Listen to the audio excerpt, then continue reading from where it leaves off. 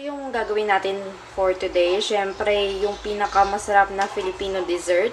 So, every morning nag-aantay tayo kay Manong magtataho. Pero, hindi ba alam, pwede na natin gawin to sa bahay na super duper easy lang talaga. So, ito lang yung kailangan. Kailangan natin ng gulaman. Ito, white gulaman. Unflavored siya. Kailangan natin ng pandan, ng sugar. So, ito yung medyo dark, saka yung medyo light na brown. Sago. Ayan, sa palengke. I suggest yung sa palengke na lang. Kaysa yung nabibili sa mga supermarket yung matitigas kasi super tagal papakulaan nun. Tapos, parang paste na siya pag pinakulaan mo. Unlike yung sa palengke, okay siya talaga. Ayan o. Tapos, ayan. Ayan yung mga kailangan natin. And itong mga soya milk. So, let's start na. Gawin na natin yung special taho na super duper easy.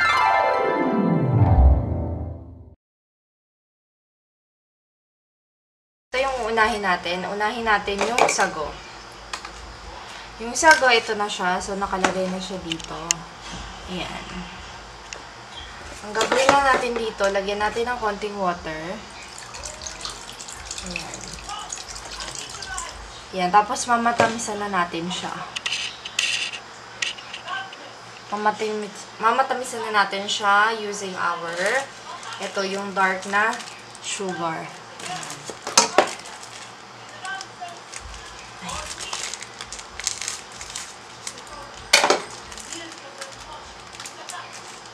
Tapos, half nito ilalagay natin dito sa half nitong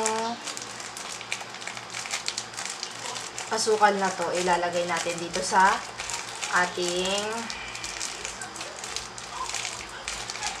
sago.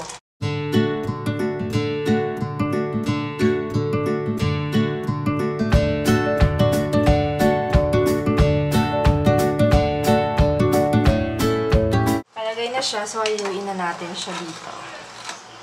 So, mamatamisan lang natin siya. Yun lang ang kailangan natin. Ayan.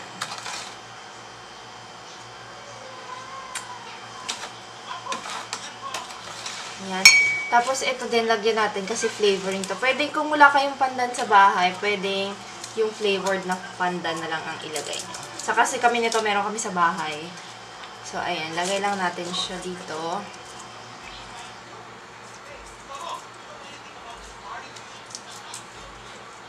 Ayan. Lagay natin siya dyan.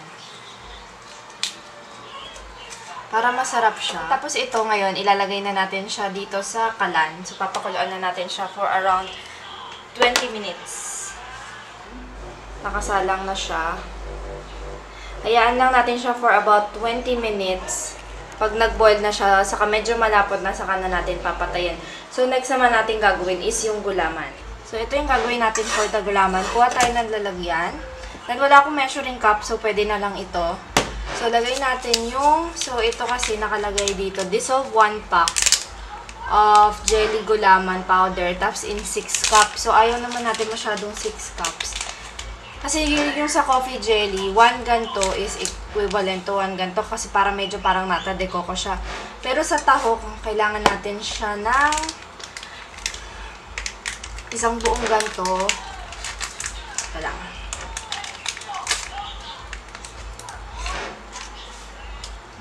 Ayan. So, no flavor to. Unflavored yung bibilin nyo, ha. Ayan. Unflavored gulaman siya. So, 1 nito. Let's have. Hindi water ang ilalagay natin dito, kundi yung soy milk. Ito, Vita Soy. Naghahanap ako nito yung mga mumurahin nandiyan sa labasan, kaso wala sila ngayon. So, ito na lang muna ang gawin natin.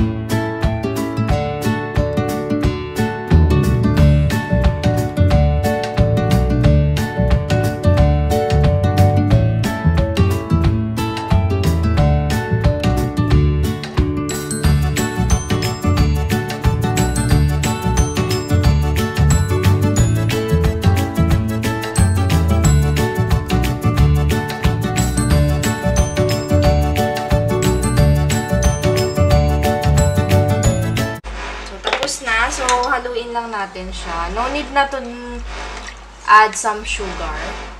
Kasi gagawa tayo later ng arnibal. So, mix lang natin siya accordingly. Yung walang matitira sa ilalim. Kasi ayaw nating may matira. Kailangan ma-dissolve talaga siya.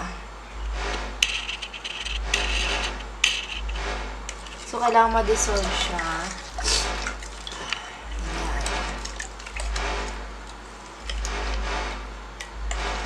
So, ayan. So, kung may kakilala kayo ng titinda ng soy, kasi mga 20 pesos lang yung isang malaking litro doon. Kaso, every morning, kasi hindi ako nakalabas kaninang umaga. So, ayan. Ay, ang ingay ng background kasi. So, ayan, dissolve na siya. Lagay na natin siya dito sa... So, guys, ayan na itsura niya. Super white niya, no? Ayan. So, ito yung para sa soya. Tapos, ito naman sa kabila yung sago. So, hayaan lang natin siya uminit. Tapos, mamaya, i-freeze natin siya once na malamig. Kumulo na siya. Ayan, super white niya. At ito, waiting pa akong kumulo. Gawin muna natin. Paliguan muna natin itong batang to. Tapos lang niya maligo. So, i-chill ko muna siya. Ayan, tapos maliligo na. Ay, pabibisan ko na to. Say hi! Hi! Ayan, bibisan ko na, nakapaligo na. Tapos na yung sago. Malambot na siya. At saka sobrang sarap na niya kasi may lasang-lasa mo yung pandan. So, lasang-lasa mo yung pandan. Saka, ang tamis niya na. Yung tamis niya sobrang tamang-tama lang talaga. Tapos yung soya, ilagay muna sa ref para lumamig. Tapos, ayan. Ang gawin na natin next is yung arniban. So, tara na.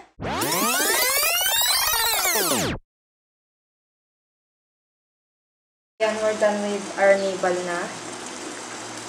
Kumukulo na siya. Ayan na. So, yummy na niya. Ayan. So, let's taste it kung masarap.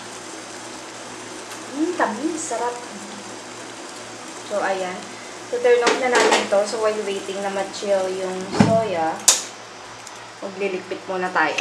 Tapos, continue na natin. So, ito na. Ready na yung taho natin. So, ayan na. Ito na yung soya. Chilled na siya. Ito yung arnibal, saka ito yung sago. So, let's try na kuha tayo nito. So, lagay na natin itong dito. So, lagay natin yung taho dito. Ayan. Hindi pala kita. So, ayan. Kuha lang tayo nito. Ayan. Ayan. Tapos, layer by layer. Next natin ilagay ay yung sago. So, dito ko siya nilagay. Ayan. Next is yung ito ulit. Yan natin soya. So, kaya natin nilagyan ng gulaman. Ayan yung texture niya. Kita nyo ba? Ayan yung texture niya.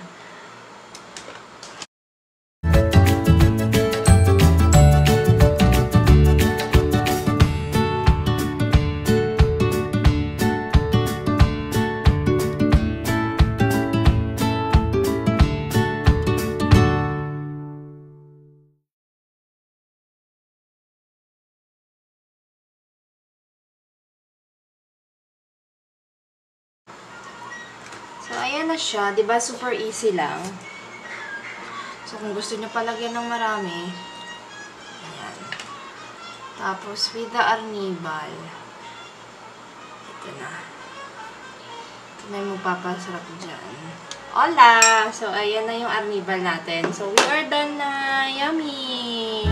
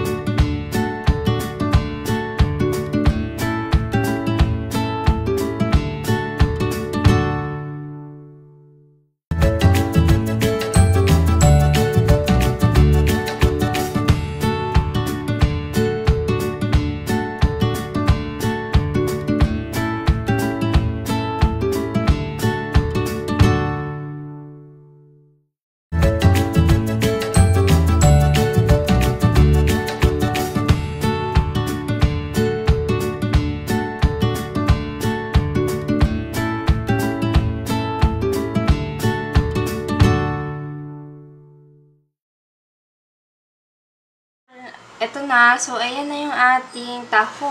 Homemade taho. Super dali lang at super easy.